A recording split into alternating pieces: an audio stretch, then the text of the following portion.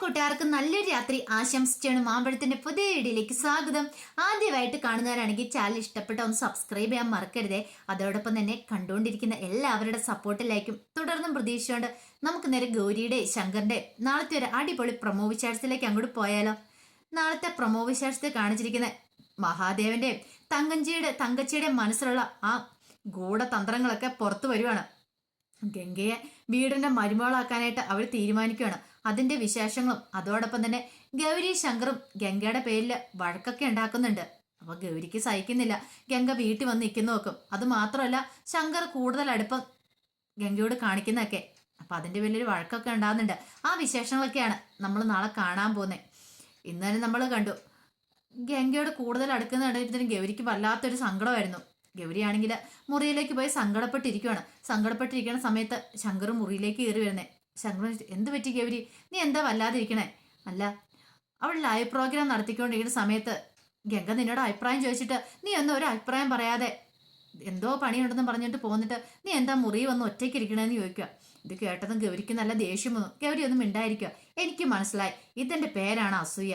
ഇപ്പൊ നിനക്ക് ശരിക്കും അസൂയല്ലേ ഗംഗയോടെന്ന് ചോദിക്കണം. പിന്നെ എനിക്കൊരു അസൂയല്ലെന്ന് പറയാം. കള്ളത്തരം പറയില്ല ഗൗരി, നിനക്ക് അങ്ങനെ കള്ളത്തരം പറയാൻ അറിയത്തില്ല. നീ എൻ്റെ മുഖത്തേക്ക് നോക്ക്, ഞാൻ സത്യമല്ലേ പറയണേന്ന് ചോദിക്കുക. ഇത് കേട്ട് കഴിഞ്ഞപ്പോൾ ഗൗരി പറഞ്ഞാണെങ്കിൽ, അല്ല നിങ്ങൾ എൻ്റെ ഭർത്താവല്ലേ, നിങ്ങളോട് കൂടുതൽ ആരിടപെടുന്ന കണ്ടാലും എനിക്ക് ഇഷ്ടപ്പെടില്ല, അതറിയാവുന്ന കാര്യമല്ലേ. പോരാത്തതിന് ഗംഗ എപ്പോൾ നോക്കിയാലും അവളുടെ ഒപ്പം ഉള്ള നിങ്ങൾ എനിക്കൊന്ന് കാണാൻ പോലും കിട്ടുന്നില്ല, മുറിയിലേക്കൊന്നും വരുന്ന പോലും ഇല്ല. പിന്നെ ഞാൻ ഒരു ഭാര്യയല്ലേ, എനിക്ക് എൻ്റെതായ വിഷമങ്ങളൊക്കെ ഉണ്ടാവില്ലെന്ന് ചോദിക്കണം. ഇത് കേട്ട് കഴിഞ്ഞപ്പോൾ തന്നെ ശങ്കർ പറഞ്ഞു, നീ അതിന് ഇത്രമാത്രം ടെൻഷൻ അടിക്കേണ്ട ആവശ്യമൊന്നുമില്ല.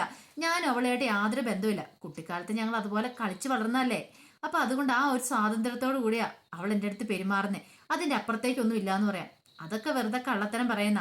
ഞാൻ അറിഞ്ഞല്ലോ നിങ്ങൾ ചെറുതിലെ കല്യാണം കഴിക്കാതിരുന്നതെന്ന്.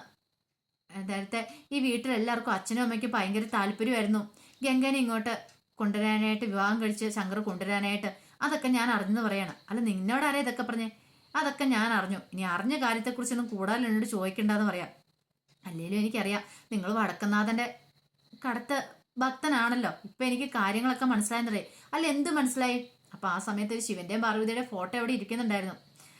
അത് കണ്ടപ്പോഴത്തേനും ഗൗരിയോട് ശങ്കർ ചോദിച്ചു, നീ എന്താ ഉദ്ദേശിച്ചത്? എനിക്കൊന്നും മനസ്സിലായില്ലെന്ന് പറയാണ്.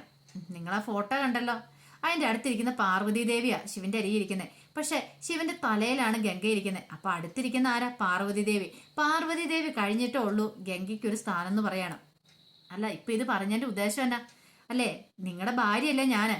അപ്പൊ ഞാൻ കഴിഞ്ഞിട്ടോ ഇനിയിപ്പോ ഉള്ളൂ ഗംഗയ്ക്ക് ഒരു സ്ഥാനം, മനസ്സിലായോ? അതുകൊണ്ട് ഫസ്റ്റ് പ്രയോറിറ്റി തരണ്ട എനിക്കാന്ന് പറയാം. ഇത് വല്ലാത്ത പുലുവാലായപ്പോലോ.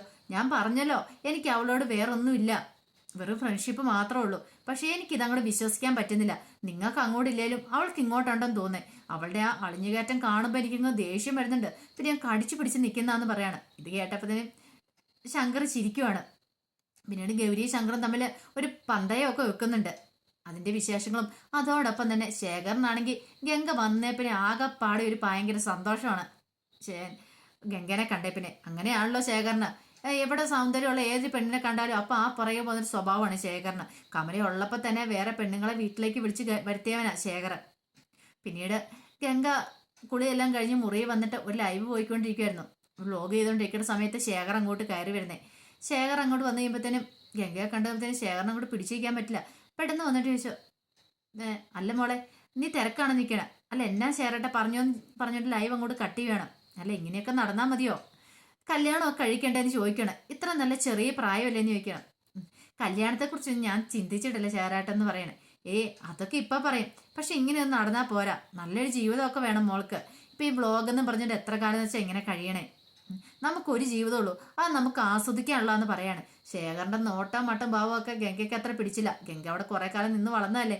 ഗംഗയ്ക്ക് അറിയാം ശേഖരന്റെ ശരിക്കുള്ള സ്വഭാവമൊക്കെ എന്താന്നുള്ളത്. ഇത് കേട്ട് കഴിഞ്ഞപ്പോഴത്തേനും ഗംഗ പറഞ്ഞു, ശേഖരേട്ടാ അതിനൊക്കെ ഇനിയും സമയമുണ്ട്, അത് അതിൻ്റെതായ സമയത്ത് നടക്കും. അതിനെക്കുറിച്ച് ഓർത്ത് ശേഖരേട്ടൻ ടെൻഷൻ അടിക്കേണ്ടെന്ന് പറയാണ്. എന്ന് പറഞ്ഞിട്ട് ഗംഗ മുറിയിൽ നിന്ന് അങ്ങോട്ട് ഇറങ്ങി പോവാണ്. ഈ സമയത്ത് തങ്കച്ചി മഹാദേവനോട് ചോദിച്ചു, അല്ല ഞാൻ കാര്യം പറയട്ടെ എന്ന് നിൽക്കുക. അല്ല, എന്ത് കാര്യം പറയാനുള്ളേ? അതെ, ശങ്കറിന് വേണ്ടിയിട്ട് ഗംഗേനെ നമുക്കൊന്ന് ആലോചിച്ചാലും നിൽക്കുക. ഇനി നീ എന്തൊക്കെയാ പറയണേ? ഗൗരി ഇവിടെ ഉള്ളപ്പോൾ അതൊക്കെ ഒന്ന് നടക്കുമെന്ന് ചോദിക്കണം. ഗൗരി ഇവിടെ ഇന്ന് പോയാൽ കുഴപ്പമില്ലല്ലോ, അവൾ ഇവിടെ ഉണ്ടെങ്കിലല്ലേ കുഴപ്പമുള്ളൂ. അവിടെ ഡിവോഴ്സ് വാങ്ങി നമുക്കങ്ങ് പറഞ്ഞു വിട്ട് കഴിഞ്ഞപ്പോഴെങ്കിൽ ഗംഗേനെയും ശങ്കരൻ തമ്മിൽ അടുപ്പിച്ച് എന്താ കുഴപ്പം? അത് നല്ലൊരു ഐഡിയ എന്ന് പറയാണ്. അത് കൊള്ളാം, അത് നമ്മൾ പൊളിച്ചെടുക്കും. അവർ രണ്ടുപേരും നല്ല ജോഡികളാ. ഗംഗ ഈ വീട്ടിലേക്ക് വരുവാണെങ്കിൽ കുഴപ്പമില്ല, എനിക്കും അവളെ ഇഷ്ടമാണെന്ന് പറയണം. കേട്ടി മഹാദേവൻ പറഞ്ഞു, അതിന് ഗംഗ ഇങ്ങോട്ട് വരണമെങ്കിൽ ആദ്യം ഗൗരിയെ ഇവിടെ പറഞ്ഞു വിടേണ്ടിയിരിക്കണം.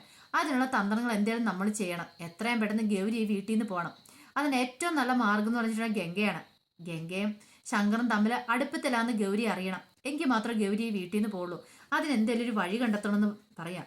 അങ്ങനെ പുതിയ പ്ലാനുകളും പദ്ധതികളും ഒക്കെ മഹാദേവനും തങ്കച്ചിയും കൂടെ നടത്തുമായിരുന്നു. പിന്നീട് തങ്കച്ചി നേരെ എന്ത് ചെയ്യണം, തൻ്റെ തന്ത്രങ്ങളുമായിട്ട് ചെല്ലുന്ന ഗംഗയുടെ അടുത്തേക്കാണ്. അപ്പം ഗംഗ ചോദിച്ചു, രാധമായി വാന്നും പറഞ്ഞുകൊണ്ട് അങ്ങോട്ട് മുറിയിലേക്ക് ക്ഷണിക്കുകയാണ്. ഇതെന്താ പാലൊക്കെ ആയിട്ട്? ഇത് മോൾക്ക് കുടിക്കാനുള്ള പാല് കൊണ്ടുവന്ന. രാത്രിയിൽ ഒരു ഗ്ലാസ് പാലൊക്കെ കുടിച്ചിട്ട് കിടക്കുവാണെങ്കിലേ നന്നായിട്ട് ഉറങ്ങാൻ പറ്റുമെന്ന് പറയാം. ഇതിൻ്റെ ഒരു കാര്യമില്ലായിരുന്നു അമ്മായി, അന്ന് അതിൻ്റെ ആവശ്യമൊന്നുമില്ല എന്ന് പറഞ്ഞു. അതൊക്കെ മോള് പറയും. മോളെ ഞങ്ങൾക്ക് എന്നാ ഇഷ്ടമാണെന്നറിയാവോ? ദേവനങ്ങളിലാണെങ്കിലും നിനക്കറിയാലോ മോളെ എന്തുമാത്രം ഇഷ്ടമാണ് നിന്നെ. നീ ഈ കുടുംബത്തിലേക്ക് വരണമെന്നായിരുന്നു ഞങ്ങളുടെ ആഗ്രഹം. ഞങ്ങളുടെ കുട്ടി ശങ്കരൻ്റെ ഭാര്യയായിട്ട് ഇങ്ങോട്ട് വരണമെന്നായിരുന്നു ആഗ്രഹം. പക്ഷെ എല്ലാം തകർന്നു പോയില്ലേ. ആ ഗൗരി അവൾ വന്നോടുകൂടി ഞങ്ങളുടെ ശങ്കരൻ്റെ ജീവിതം വരെ തകർന്നു പോയെന്ന് പറയാം. പെട്ടെന്ന് ഗംഗ ചോദിച്ചു, എന്ത് പറ്റി ഗൗരിക്ക് എന്താ കുഴപ്പമെന്ന് ചോദിക്കണം. അവൾക്ക് കുഴപ്പമേ ഉള്ളൂ മോളെ. അവൾ ഈ കാണുന്ന പോലെ ഒന്നും അല്ല ആള്. എന്നാ വിളഞ്ഞ സാധനം എന്നറിയാവോ? ഇപ്പോഴവൾ പത്തി താത്തി ഇരിക്കുന്നേ ഉള്ളൂ. അവളുടെ നാക്കൊക്കെ ഉണ്ടല്ലോ. ഞങ്ങളോടൊക്കെ പറയുന്ന കേട്ടിട്ടുണ്ടെങ്കിൽ മോള് സഹിക്കില്ല. പക്ഷെ മോളായി കുടുംബത്തിലേക്ക് വന്നിരുന്നെങ്കിൽ ഞാൻ എന്ത് സന്തോഷത്തോടെ എൻ്റെ ശങ്കർ ജീവിച്ചാനും. അത് മാത്രമല്ല, അവള് കാരണം ഇവിടെ പല പ്രശ്നങ്ങളും ഉണ്ടായി. പിന്നീട് ധ്രുവനെക്കുറിച്ചുള്ള കാര്യങ്ങളൊക്കെ ഗംഗയെ പറഞ്ഞ് കേൾപ്പിക്കുകയാണ്. എല്ലാം കേട്ട് കഴിഞ്ഞപ്പോഴത്തേനും ഗംഗയ്ക്ക് ഗൗരിയോടൊരു ദേഷ്യമൊക്കെ തോന്നി തുടങ്ങിയിട്ടുണ്ട്. അവൾ ഇത്രയ്ക്ക് വൃത്തിയായിട്ടൊരു പെണ്ണായിരുന്നോ? എന്നിട്ടാണോ തൻ്റെ ശങ്കറിൻ്റെ ജീവിതത്തിലേക്ക് കയറി വന്നേ? തൻ്റെ ശങ്കറിൻ്റെ ജീവിതം നശിപ്പിച്ചേ? അവളെ അങ്ങനെ വെറുതെ വിട്ടാൽ പറ്റില്ലല്ലോ എന്ന് ഗംഗയുടെ മനസ്സിലുണ്ടാവുകയാണ്. പിന്നീട് തങ്കച്ചി എരിവും പുളിയും ചേർത്ത് ഗൗരിയുടെ കുറ്റങ്ങളും കുറവുകളും എല്ലാം പറഞ്ഞു കൊടുക്കുന്നുണ്ട്.